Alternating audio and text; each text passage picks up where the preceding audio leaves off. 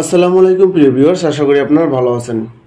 অন্যান্য জেলায় অনুষ্ঠিত সিভিল সার্জনের কার্যালয়ের স্বাস্থ্য সহকারী পরীক্ষায় যে ধরনের গণিতগুলো ঘুরে ফিরে এসেছে এরকম কমন 10টি গণিতের সমাধান করে দিচ্ছি। তো চলুন ভিডিওটি শুরু করি। ভিডিওটি শুরু করার পূর্বে রিকোয়েস্ট, ভিডিওটি ভালো লাগলে অবশ্যই লাইক শেয়ার কমেন্ট করে উৎসাহিত করবেন।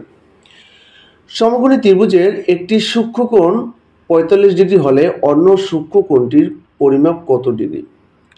আমরা জানি প্রথমে আমাদের জানতে হবে, এখানে দেখেন ত্রিভুজের 3 কোণের সমষ্টি কত।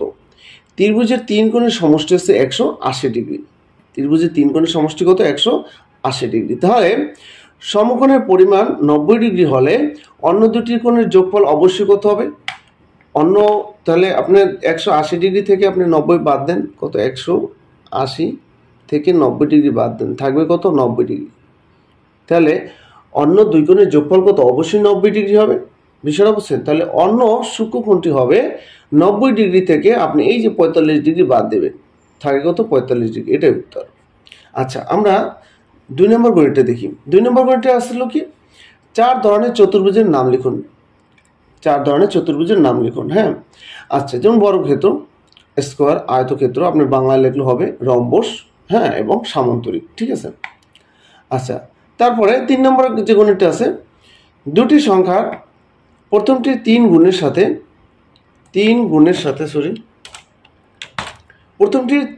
সাথে দ্বিতীয়টির 2 গুণ যোগ করলে 59 হয়। আবার প্রথমটির 2 গুণ থেকে দ্বিতীয়টি বিয়োগ করলে 9 হয়। সংখ্যাদ্বয় নির্ণয় করুন। আমরা একটু ইংলিশ করে নিই, কারণ আচ্ছা, তাহলে দেখেন, আমরা ধরি সংখ্যাতে যথাক্রমে এক্স ও ওয়াই। ঠিক আছে, এক্স ও ওয়াই সংখ্যা দুটি ধরলাম।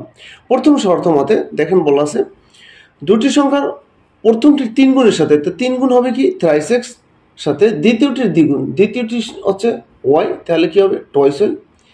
এর যোগফল কত হবে? যোগ করলে কত হয়? 59 হয়। এই জন্য দুইটা যোগ সমান 59 লিখলাম। এটা হচ্ছে আমাদের সমীকরণ 1 ধরলাম। দ্বিতীয় শর্ত মতে আবার কি বলা আছে? আবার দেখেন, আবার বলা আছে প্রথমটির দ্বিগুণ, তাহলে কি? টয়েস এক্স থেকে দ্বিতীয়টি বিয়োগ করলে, দ্বিতীয়টি কি? ওয়াই। এই যে দ্বিতীয়টি এলো, প্রথমটি এলো, দ্বিতীয়টি, বুঝতে পারছেন? ওয়াই, তাই দ্বিতীয়টি বিয়োগ করলে কত? 9 হয়। এই 9 হয় দিলাম। এটা হচ্ছে আমাদের সমীকরণ 2। এবার আমরা লিখবো 2 নং সমীকরণ থেকে পাই কি? 2 নং সমীকরণ থেকে পাই। তাহলে দেখেন 2 নং সমীকরণটা আমাদের হচ্ছে, এইটা হচ্ছে আমাদের 2 নং সমীকরণ। এটা যদি আমরা সমাধানে ফেলাই, তাহলে আমরা মাইনাস ওয়াই রাখলাম ইকুয়াল টু এই টয়েস এক্স, ওই পাশে নিলাম মাইনাস টয়েস এক্স। এবার ওয়াই আমরা উভয় পক্ষকে -1 দ্বারা গুণ করলাম। কি করলাম? -1 দ্বারা গুণ করলাম। গুণ করলে কি হবে? অবশ্যই সাইনগুলো পরিবর্তন হয়ে যাবে। এটা মাইনাস মাইনাস প্লাস হয়ে এখানে আসলো। এটা এখানে 9 কিসে? প্লাস আছে, প্লাস মাইনাসে মাইনাস হয়ে গেল। এটা হলো আমাদের সমীকরণ 3। এবার দেখেন 1 নং সমীকরণে y ইকুয়াল টু, এই যে y equal to twice x minus 9 বসিয়ে পাই। এখন আমাদের 1 নং সমীকরণটা কি ছিল? 1 নং সমীকরণটা হচ্ছে আমাদের কোনটা? দেখেন, এটা হচ্ছে আমাদের thrice x plus toys x equal to 59। আচ্ছা, এইটাই আমরা y এর মান বসালাম। দেখেন, তাহলে থ্রাইস এক্স প্লাস 2, y এর মান কত? y এর মান হচ্ছে টয়েস এক্স মাইনাস 9, এই জন্য আমরা এটা লিখলাম ইকুয়াল টু 59। এবার আপনি সমাধানটা করে যান, এগুলো আপনারা আশা করি বুঝছেন। হ্যাঁ, তাহলে দেখেন এখানে কত থাকে আমাদের? 7টা এক্স, আর এখানে বিয়োগ করলে থাকে কত? 77।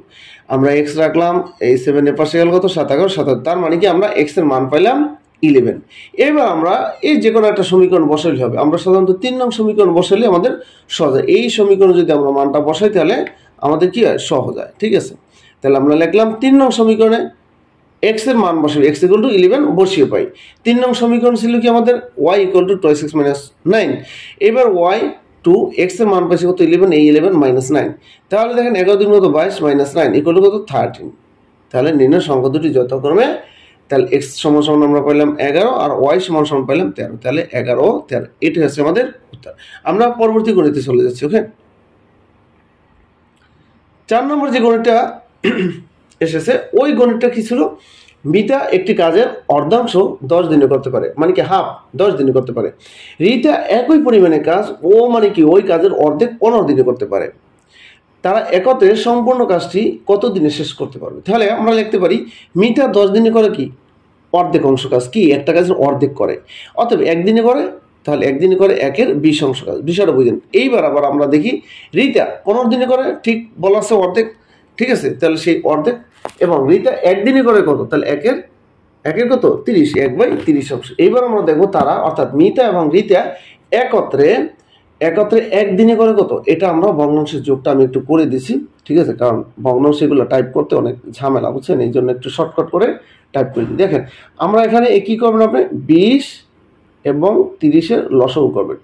হ্যাঁ, এটা আমরা 5 দিয়ে দিই, মৌলিক সংখ্যা দিয়ে যত বড় দেবেন তত দ্রুত হয়ে যাবে, ঠিক আছে। 4 × 5 = 20 আর 5 × 7 = 30। এইবার আপনি 2 দ্বারা দেন, তাহলে কত, 2 × 2 = 4, 3 × 2 = 6, তাহলে কত হয়, 3 × 2 = 6, 6 × 2 = 12, 5 × 12 কত 60, 5 × 12 কত হয় 60, তাহলে এটা আমাদের হয় 60। আর উপরে কি হয় দেখেন, এখানে কত 3 আর এখানে 2, তাহলে আমাদের এখানে তো কত 60 আর 3 × 2 = 5, তাহলে 5 × 5, 5 × 12 = 60, তাহলে কত 1/12।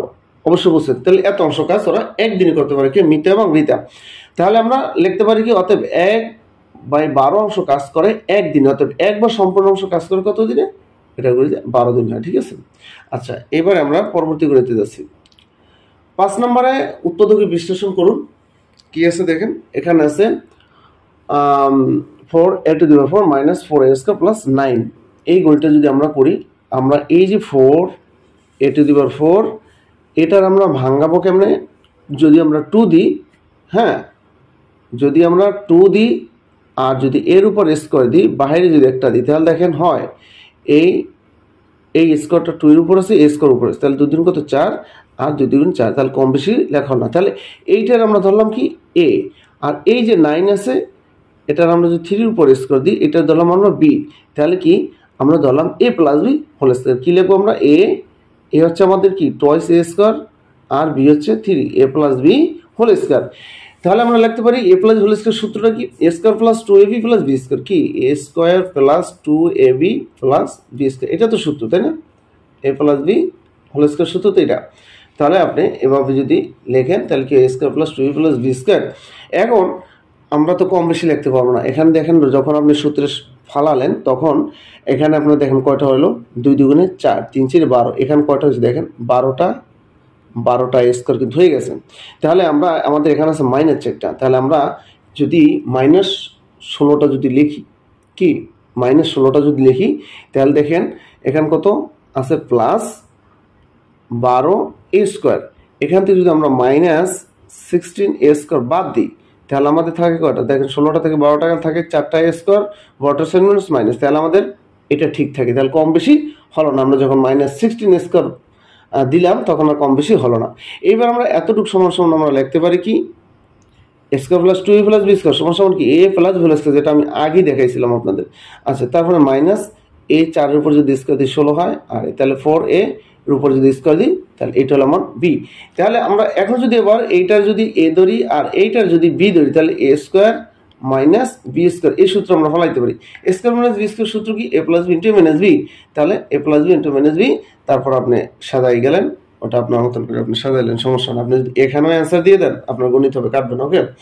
আচ্ছা, তারপরে 6 নম্বর গণিতটা দেখুন, বলা আছে কি মান নির্ণয় করুন। 2x + 2y(x) = 3 হলে x² + 1/x² মান কত। আমরা এটাই দেওয়া আছে কি আছে, এটা আমরা 2 কমন নিলাম, 2 কমন নিলে এখান থেকে x আর এখান থেকে কি 2 কমন গেল, থাকে কি 1/x = 3। এখন দেখেন, তাহলে আমরা এই 2 রে ওই পাশে নিয়ে গেলাম, ভাগ হয়ে এখানে আনলাম, তাহলে কি a + b x + 1/x = 3/2, এটা আমরা পেলাম। এবার আমরা লিখলাম প্রদত্ত রাশি। কি লিখবো আমরা, প্রদত্ত রাশি। দেখেন প্রদত্ত রাশি কি আছে, এই যে প্রদত্ত রাশিটা x² + 1/x², আমরা লিখলাম x² + 1/x²। এখন আমরা এই x এর যদি a ধরি এবং 1/x এর যদি b ধরি, তাহলে কি a² + b², a² + b² সূত্র আছে কিন্তু 3টা, কয়টা 3টা আছে, কি এই যে a² + b² = 3টা, a + b² - 2ab, আর একটা হচ্ছে a - b² + 2ab, আর একটা হচ্ছে a + b² + a - b² divided 2, অথবা আপনি হাফ ইন্টু যেটা দেন। এখন কথা হচ্ছে যে আপনি কোনটা নেবেন। আপনার মনে মনে একটা প্রশ্ন জাগতে পারে যে ভাইয়া 3টে হলে আমি কোনটা নেব, কীভাবে বুঝবো। তখন আপনার মানের দিক তাকাইতে হবে, এখান থেকে মান আছে কি প্লাসেরটা, তাহলে আপনার এইটা নিতে হবে, এই প্লাসেরটা। যদি এখানে মান যদি মাইনাস থাকতো, এখানে মাইনাস থাকলে তাহলে আমরা এটা নিতাম, আর যদি 2টার মান দেওয়া থাকতো a plus b a minus b, তখন আমরা এটা নিতাম। ঠিক আছে, আচ্ছা তাহলে আমরা সাজাইলাম a plus b square minus 2ab, এখান থেকে নেক্সট এক্স কাটা যায় ভাগ করলে এটার মান কত, এটার মান পাইছি আমরা কত, এই যে 3/2, এই যে 3/2 দিলাম, এরপর হোল স্কয়ার আছে, এই যে সেই হোল স্কয়ার মাইনাস L2।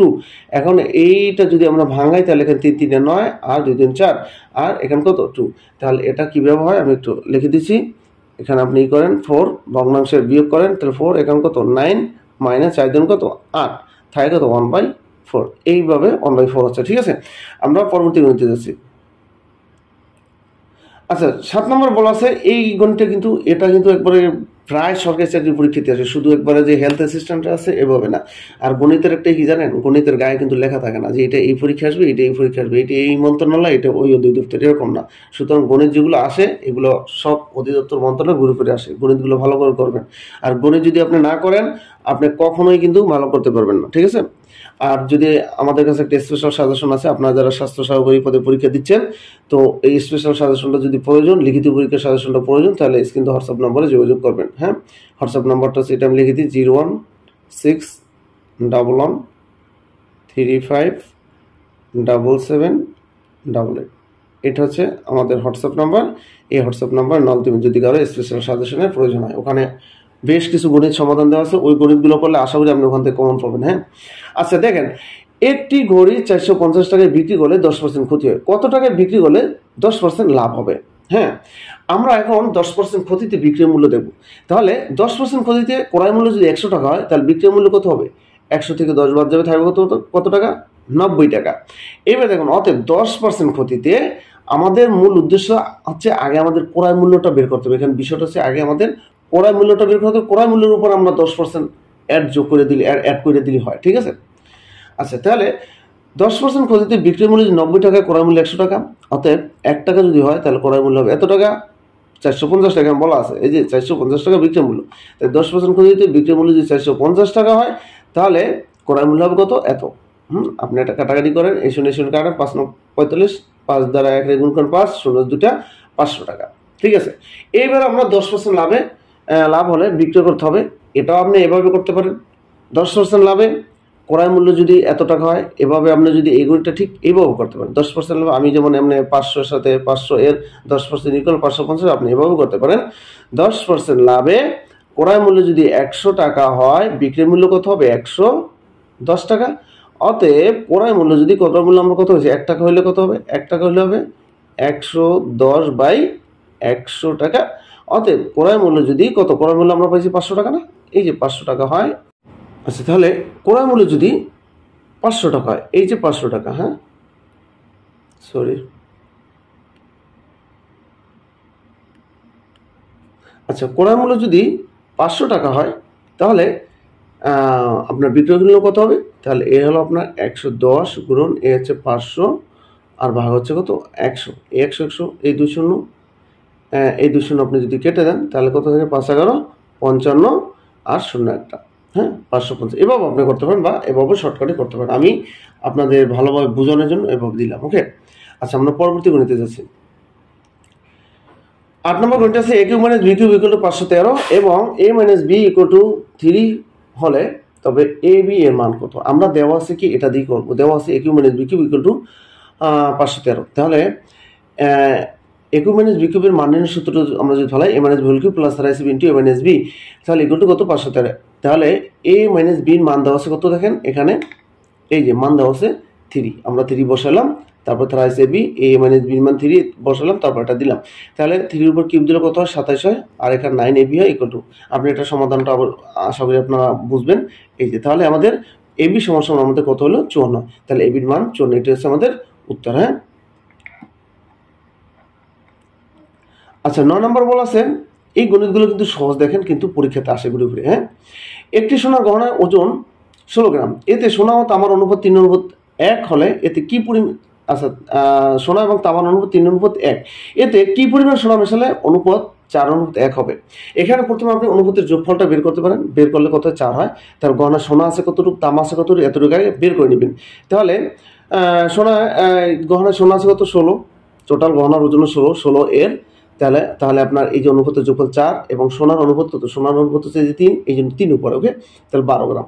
ঠিক একইভাবে তামা আছে কত? 16 এই 4 এই তামার অনুপাত হচ্ছে 1 এই জন্য 1 উপরে, তাহলে 4 গ্রাম।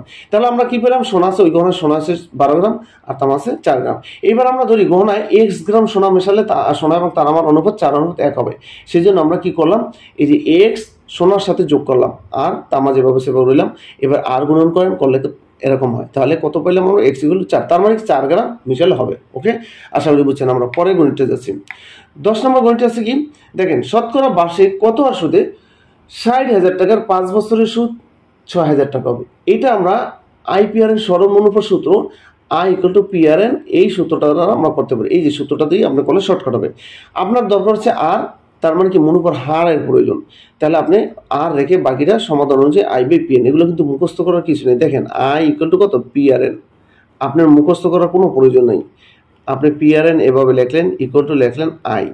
আপনার এখন যেটা লাগবে ওইটা আপনি রাখবেন। আপনার রাখার প্রয়োজন হচ্ছে আর, মুনাফার হার চাইছে কত হার, তাহলে আর প্রয়োজন, এখানে কি আর প্রয়োজন, তাহলে আপনি আর রাখলেন, I এই আছে, এটা ভাগ হয়ে বাকি থাকে PN, এটা নিচে। ঠিক এইভাবে মুখস্থ করার কোনো প্রয়োজন, সমাধান অনুযায়ী। হ্যাঁ, আচ্ছা, তাহলে এখানে আপনি দেখেন I মানে কি সরল মুনাফা কত 6,000, এই 6,000 আর হচ্ছে আপনার এই যে মূলধন নাকি প্রিন্সিপাল হচ্ছে 60,000 আর সময় হচ্ছে N মানে কি সময় 5 বছর। এবার কাটাকাটি করেন, দেখেন এই 2 শূন্য যদি আপনি এই কাটেন, এই 2 শূন্য কেটে দিলেন। হ্যাঁ, তারপর থাকে কি দেখেন এই 2 শূন্য আপনি কেটে দিলেন। হ্যাঁ, এবার আপনার কি রুল দেখেন, তাহলে 6 10 কত 60, এবার থাকে কি 5, এই 5 2 10, তাহলে কত পাইলেন 2 পাইলেন, তাহলে 2%। এই হচ্ছে আমাদের অ্যান্সার। তো ভিউয়ার্স, শেষেও বলতেছি, যদি আপনাদের এই যে স্বাস্থ্য সহকারী বিভিন্ন জেলার সিভিল সার্জন কার্যালয়ে যে স্বাস্থ্য সহকারী যে পদে আপনারা যারা পরীক্ষা দেবেন, আপনাদের জেলায় এখন অনেকের দেখা যায়, আমি দেখছি বেশ কিছু জেলায় এখনো সার্কুলার হচ্ছে বা পরীক্ষা পরে হবে, সার্কুলার হয়তো 6 মাস পরে 3 মাস পরে পরীক্ষার ডেট দিয়ে দেয়। তো আপনারা যদি ভালো একটা প্রস্তুতি নিতে চান, আমাদের কাছে আমাদের সাজেশনটা আপনারা সংগ্রহ করেন। আমি মনে করি সাজেশনটা সংগ্রহ করলে ভালো হবে, কারণ ওখানে যেই আপনার বিগত সালে যে সিভিল সার্জনের কার্যালয় যেই আপনার বাগধারা, সমাজ বা অন্যান্য প্রশ্নগুলো আসে, ওইগুলো সুন্দর মতন করে তুলে ধরা এবং কমন উপযোগী প্রশ্নগুলো তুলে ধরা, বিশেষ করে গণিতটা, আপনার গণিতগুলো খুব সুন্দর করে ব্যাখ্যা দেওয়া আছে। একটা কথা কি, আপনি যদি গণিত যদি না পারেন, 3-4টা গণিত থাকবে, ঠিক আছে, 4টা গণিত যদি আপনি একটা না পান, আপনার চাকরি হবে না, আপনি এটা লিখে রাখেন, ঠিক আছে। কারণ গণিতে যারা 100% মার্কস করবে, ওদের চাকরি হওয়ার সম্ভাবনা 99%।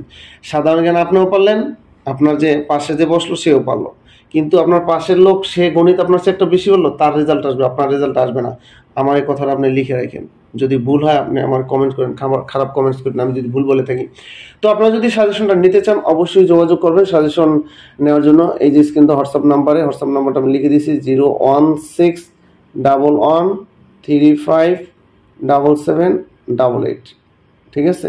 এই নাম্বারে হোয়াটসঅ্যাপে নক দিবেন, আমরা সামান্য কিছু পারিশ্রমিক বিনিময়ে এই PDF ফাইল আপনার হোয়াটসঅ্যাপে বা ইমেইলে দিয়ে দেবো। তো ভালো থাকবেন, আসসালামু আলাইকুম।